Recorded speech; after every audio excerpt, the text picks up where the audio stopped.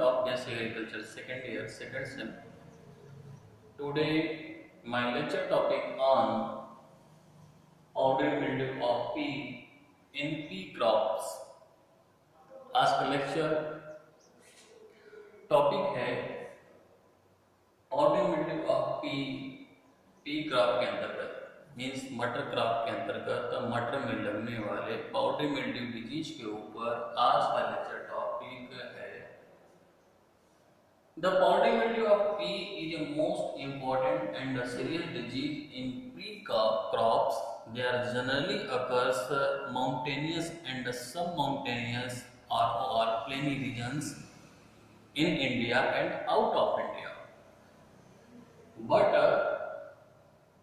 they are generally prevalent in sub-mountainous areas of our country. The powdery mildew of pea is a most characteristic and important disease in pea crop. There, the other organism is Ericyphe polygoni.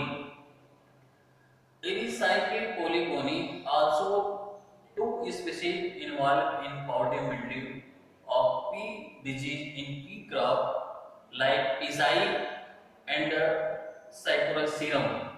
But in India, Ericyphe polygoni species generally prevalent in powdery mildew of pea. Next, nature of disease, soil-borne disease. Because the powdery mildew of pea pathogenic sporulation like Cleistothecia survive in soil or plant debris as a source of primary inoculum to the first link infection in the host.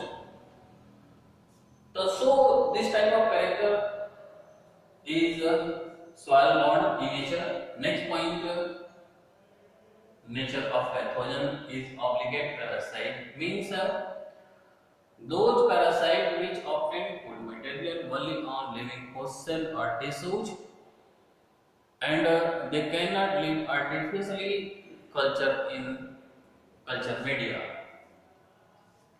जैसा कि मैं आपको बताया कि powdery mildew of P के अंतर्गत बहुत ही important महत्वपूर्ण बीमारी है और ये सामान्य रूप से पहाड़ी एरिया के साथ साथ मैदानी एरिया में भी पाए जाते हैं।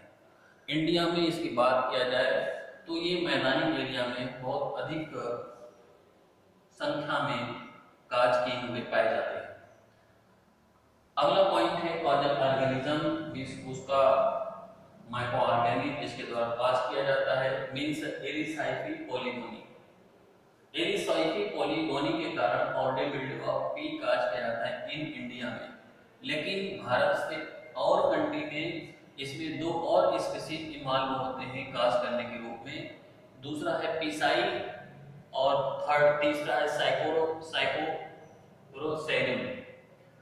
साइकोरेसियम एंड पिसाई ये out of India, whereas pea crop is cultivated there occurs, means India के बाहर जहां पर पी के कल्टीवेशन होता है वहां पे पिसाई और साइकोरेसियम भी एज ए कॉजल ऑर्गेनिज्म के रूप में काज किए जाते हैं। लेकिन इंडिया की बात करें तो इंडिया में ये एरिसाइफी पोलिगोनी बहुत ज्यादा डिजीज काज करता है।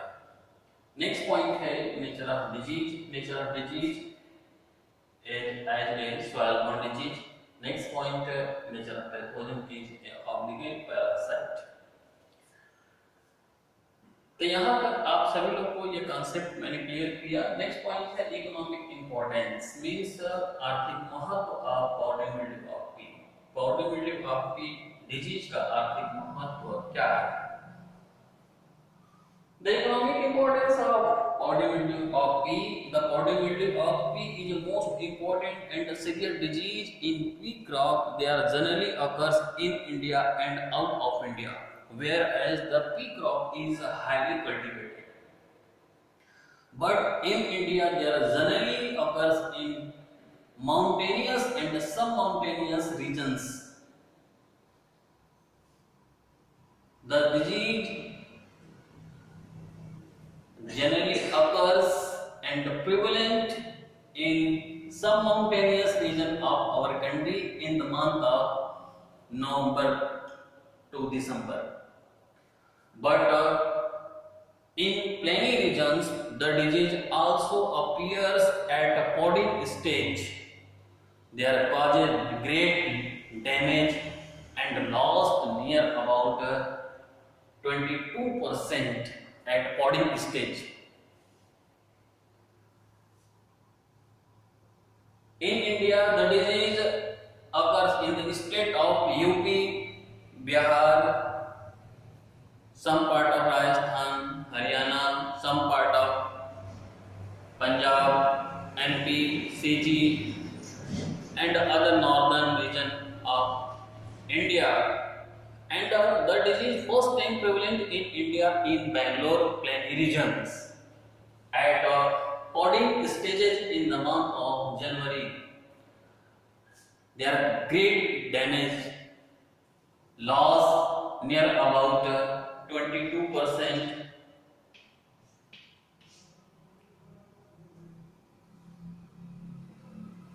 I have present economic importance in Hindi. जैसा आप लोगों को सभी को पता है कि इकोनॉमिक इम्पोर्टेंस मींस आर्थिक महत्व और पाउडरिंग मिल्ड्यू क्या है।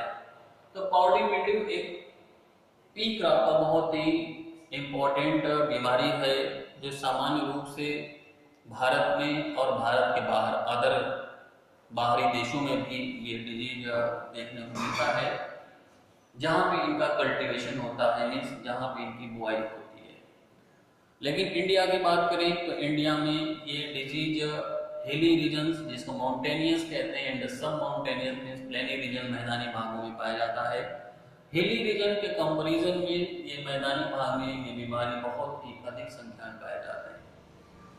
इंडिया में सबसे पहले इस डिजीज का जो घटित घटना नवंबर से दिसंबर माह में शुरू होता है, लेकिन वायलेंट स्टेज में इनका जो इन्फेक्शन होता है वो पॉडिंग स्टेज में होता है। पॉडिंग स्टेज की बात किया जाए तो जिसमें जब फलियां बनने लगती हैं या फलियां बन जाती हैं तो उस समय इनका इन्फेक्शन होता है। जब पॉडिंग स्टेज में इनका इन्फेक्शन होता है तो near about total pod weight का 22% नुकसान इसमें होता है वार्षिक। और इंडिया की बात करें तो सबसे पहले इंडिया में बैंगलोर में ये डिजीज प्लेनी रीजन के रूप में कास्ट किया गया था, जिसमें 22% पॉडिंग स्टेज में नुकसान हुआ। और पूरा वेजिटेटिव की बात करें तो ये प्लांट के हर पार्ट पे जितने भी इसके एरियल पार्ट्स होते हैं, लीफ पे सबसे पहले इन्फेक्शन आता है, इसके बाद लीफ के साथ साथ इसके ट्विग्स पे आते हैं, पेडिंकल्स पे आते हैं, फ्लावर्स पे आते हैं, इसके पॉड्स पे आते हैं। ये जितने भी foliage interior part of plant होता है सारे पार्ट पे ये डिजीज काज किए जाते हैं। लेकिन सबसे पहला इन्फेक्शन की बात किया जाए तो सबसे फर्स्ट इन्फेक्शन लीफ के रूप में आता है। लीफ के ऊपर व्हाइटिश और क्रीमिश पैचेज के रूप में आता है। तो इस तरीके से इंडिया में ये बीमारी इंडिया के जितने भी और स्टेट हैं, यूपी है, बिहार है, राजस्थान का कुछ भाग है, पंजाब है, हरियाणा है, छत्तीसगढ़ है, मध्य प्रदेश है, साउथर्न का बेंगलोर है, कर्नाटका है, इस सब एरिया में ये डिजीज आसानी से देखने को मिलते हैं जहां पे इनका कल्टीवेशन होता है। वेजिटेटिव लॉस की बात किया जाए तो इसमें 100% वेजिटेटिव लॉस होता है, लेकिन पॉडिंग स्टेज में जब इनका इन्फेक्शन होता है तो टोटल पॉड का जो प्रोडक्शन होता है उस प्रोडक्शन के according 22% loss at podding stage is annually वार्षिक होता है। तो सो इकोनॉमिक इंपॉर्टेंस मींस आर्थिक महत्व मैंने प्रेजेंट किया। आई थिंक आप सभी लोग को समझ में आया होगा। नेक्स्ट पॉइंट है सिम्टम्स। सिम्टम्स मींस लक्षण। The first symptoms evident all aerial part of plant like leaves, twigs, peduncles, pods and stem of plant. But the first symptoms evident on leaves as a white creamy patches on the upper surface and the lower surface of the leaf. After some time, the symptoms cover whole foliage part of plant and produce white powdery appearance. Later become the symptom also appears on older leaves. The patches become brownish in color, vary in shape and size. The symptom also appears on pods. The infectious pod are become patches as a brownish to yellowish, and the infectious plant become defoliate prematurely, and the infectious pods do not produced grains. तो इस तरीके से symptom मैंने present किया। यहाँ मैंने diagram बनाया है। इस डायग्राम में आपको पता है कि सिम्टम्स के रूप में सबसे पहले पूरे प्लांट पे इनका लक्षण दिखाई देता है। अब प्लांट की बात करें तो लीफ पे आता है, लीफ के अपर सरफेस पे आता है, लोअर सरफेस पे आता है, इसके पेडंकल्स पे आता है, इसके पॉड्स फलियों पे आता है, और इसके साथ साथ इसकी जो स्टेम है इस पे आता है। आप एक तरीके से कह सकते हैं कि जितने भी इसका प्लांट का बाहरी भाग है सारी भागों में ये सिम्टम इसमें आता है। लेकिन फर्स्ट सिम्टम्स जो आता है दिखाई देता है वो लीफ पे दिखाई देता है, लीफ के अपर सरफेस पे, उसके साथ साथ लोअर सरफेस पे भी, स्पेशली यंग लीफ पे। अब यंग लीफ पे जो सिम्टम्स आता है, सिम्टम कैरेक्टराइज होता है, आइडेंटिफाइड होता है व्हाइट पाउडर अपीयरेंस के रूप में या ग्रेस व्हाइट पाउडर अपीयरेंस के रूप में। ये पैचेज बनाता है, धब्बा बनाता है। ये इसका सिम्टम का पहला कैरेक्टर्स है।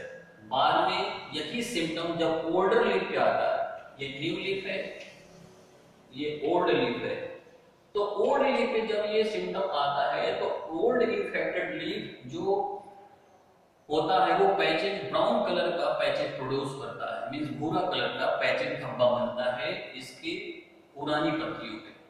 इसके साथ साथ ये व्हाइट पाउडर अपीयरेंस इसमें इसके पेडंकल्स पे आते हैं, इसके लीफ पे भी साथ साथ इसके स्टेम पे आते हैं।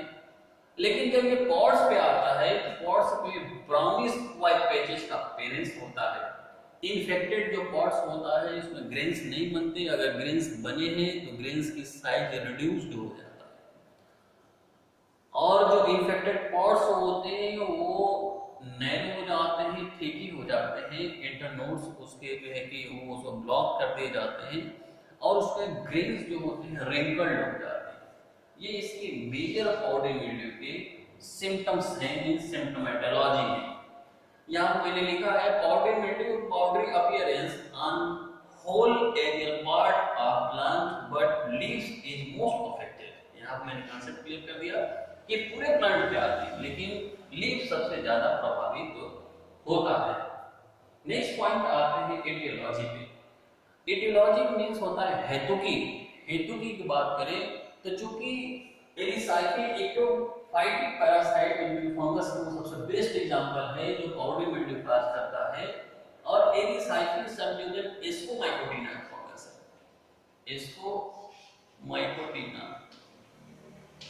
एस्कोमाइकोटिना फंगस है, तो इसमें सबसे पहले सेक्सुअल फूडिंग बॉडी बनता है जिसको हम कहते हैं क्लिस्टोथेसिया। क्लिस्टोथेसिया इस तरीके से होता है जैसा मैं आपको एक बार आपको बनाया कर दिखाया हूँ। ये ब्रेक ऑफ क्लिस्टोथेसिया है, ये एस्कस है, एस्कस इसके अंदर नंबर ऑफ 5 to 8 एस्कोस्पोर पाए जाते हैं।